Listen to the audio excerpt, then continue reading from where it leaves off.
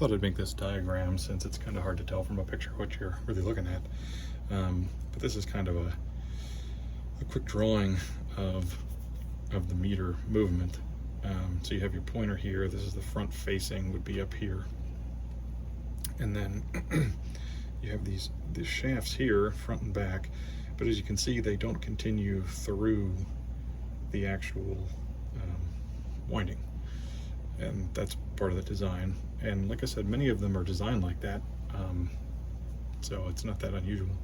But anyway, so here's the coil here, the winding viewed from the side.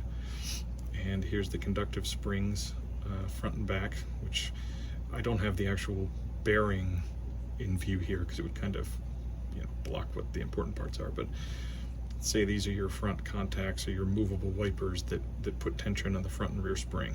They look identical front and back. So you've got your conductive spring, which connects your fine wire, which I drew here and here. So these are your fine winding wires that come off, and they connect to a stationary solder point right here near the pivot.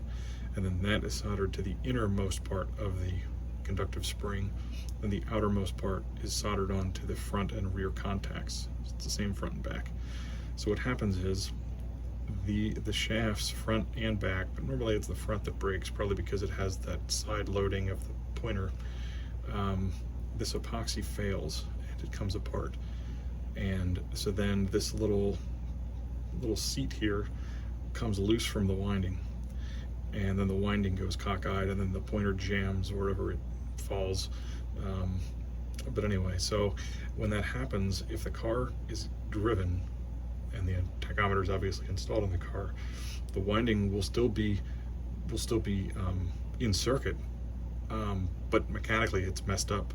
So the winding will move around and whatever, or if you take it out of a car and it's jammed and you try to monkey with the pointer, there's a good chance that this fine little wire here, which is normally secured and under that epoxy, will just break, and therefore your circuit's broken. And if you can fix that and reconnect it, so much the better, but it's very, very difficult to do. You probably would need a magnifier of some decent intensity to even see what you're doing. Another thing that I've seen happen is that innermost spring solder connection comes apart. And I've fixed one of those, and of course the winding was bad anyway, so it didn't fix the meter, or it didn't fix the tach, but you can very, very carefully solder that back on. But you have to keep that spring perfectly straight, and you have to desolder it from this contact here in order to get the front bearing face off, so you can actually get in there and work on it. And like I said, it's not for the faint of heart. And so I hope that helps more. Don't send them to me.